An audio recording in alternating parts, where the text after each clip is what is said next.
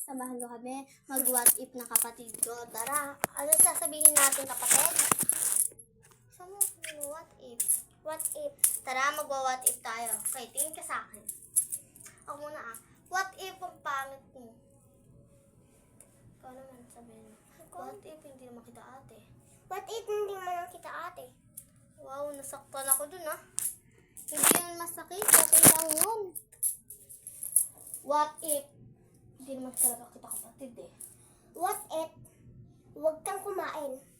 What if umalis ka sa bahay na to? What if dalhin mo yung bahay mo? What if may bahay naman talaga ako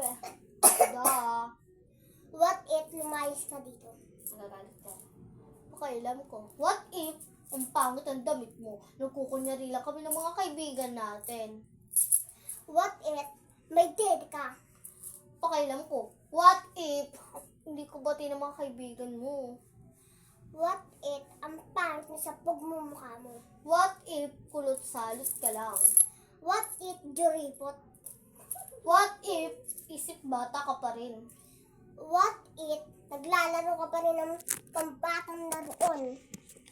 What if hindi ka namin bati? What if hindi ka namin bati ni Andre?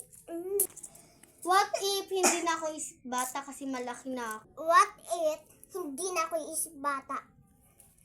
What if ginagaya mo lang ako pag pumapasok, kinokopya mo nga lang mga ginagawa ko sa school What if nagsusumbong ka kay my mom? Sabi mo, may utot ka. What if di ka marunong maghugas ng pet mo? What if hindi ka marunong magligo ng sarili mo? What if di ka namin totoong bate? What if lumayas ka namin sa pamamahay? What if di kita talaga bate? What if wag ka mag-makeup ka dahil kasi ang pangit ang mukha mo? What if yung mata mo kulot-kulot pa, ang pangit mo pa? What if may Wait lang. jowa ka? Ito guys, hindi to hindi po kami totoo nagagalit. Ano lang namin to. Kunyari lang to. No. What if may jowa ka? Walang pikunan, walang asaran, walang sabunutan, walang murahan. What if tula kang cellphone? What if pagkalagala ka lang? What if di ko pumapasok? What if may sakit ka? What if may sakit ako kasi masakit ulo ko? What if sa isip mo may utak ka pa? What if may utak naman talaga ako kasi pag wala ko utak, mamamatay ako? Talaga ba? What if hindi ka namin bati kasi kulot ka? What if mas maganda pa ako sa'yo? What if maganda pa ako sa'yo? What if hindi ka namin bati nila Janine?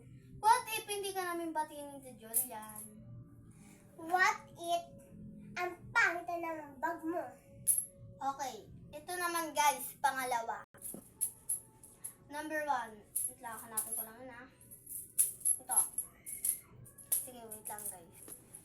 Number 1, sino ang mga kaibigan mo? Si ate, hindi ko bate. Si ate, hindi ko bati. Okay. Number 2, sino ang is mahalaga sa'yo? Mga kaibigan mo, ate mo, o magulang mo? Ate. Hindi, sabi mo kaibigan. Kaibigan. Number 3, sino is mahalaga sa'yo? Kaibigan o ate? Kaibigan. Okay. Nagnakaw ka na ba ng dati mga gold o hindi pa? Hindi pa. Okay. Number 4, sino ang pinaka gusto mong mawala sa school? Ate mo o kaibigan mo? Kaibigan po. Okay. Number 5, sino is mahalaga sa'yo? Ako ba o mga kaibigan mo? Dahil sila nagpapasayo, ate mo lagi kang pinapagalitan o yung mga kaibigan mo lagi kang nililibre, ate mo pinagdadamutan ka. Sino is mahalaga sa'yo? Ate o kaibigan? Ate. Kaibigan. Bakit yung kaibigan yung pinili mo? Dahil sabihin mo. Lang. Dahil kasi hindi madamot ka dahil kasi hindi mo ako bati. Okay. Number 6. Sino ang mahalaga sa'yo? Ate, magulang, dahil si mama at si papa. Sila ang nagpapahalaga sa akin. Si ate naman lagi akong pinagdadamutan. Di si ate. Magulang. Magulang. Bakit magulang yung pinili mo? Siyempre, lagi mo akong inaaway.